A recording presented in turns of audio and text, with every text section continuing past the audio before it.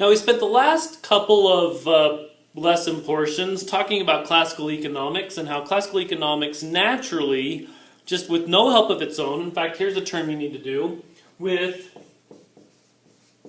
the invisible hand,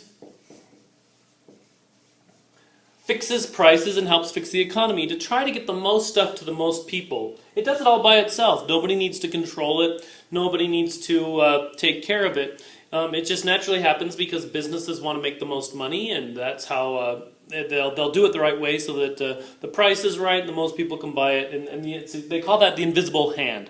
It happens all by itself.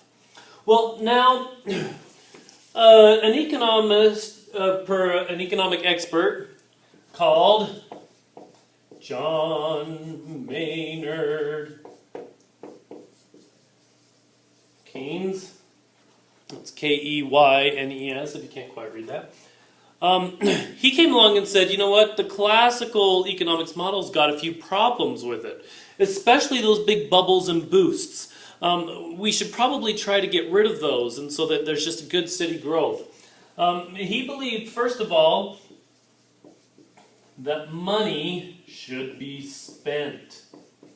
Because if money is spent, then that makes business grow, right? More people can have better businesses, which means more people have jobs, which means more people have more money, which means they can spend even more.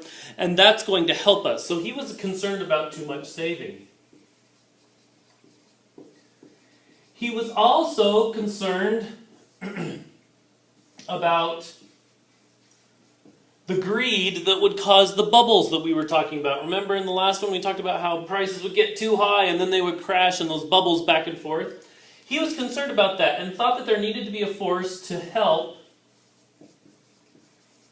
stop bubbles. Especially since if those bubbles become too big and they pop too far, that's when you get the depressions or the recessions that we have. So he wanted to help stop the bubbles and make sure that money was spent. So those are the principles of Keynes, and he wanted to try to fix things with, excuse me, with, sorry, economics just really make me emotional. Excuse me, with a visible hand. Ooh, made my handwriting all yucky too right there. With a visible hand. In other words, somebody should come in and help kind of control things a little bit so that those bubbles go away and there's more steady growth, and actually that more people would get more stuff. That's what he thought. In the next section we're going to talk about how that works and how he thought we should do things. So very important to learn this because you're going to see this kind of battle between classical economics and Keynesian economics through the whole century. And guess what? That battle's still playing out today.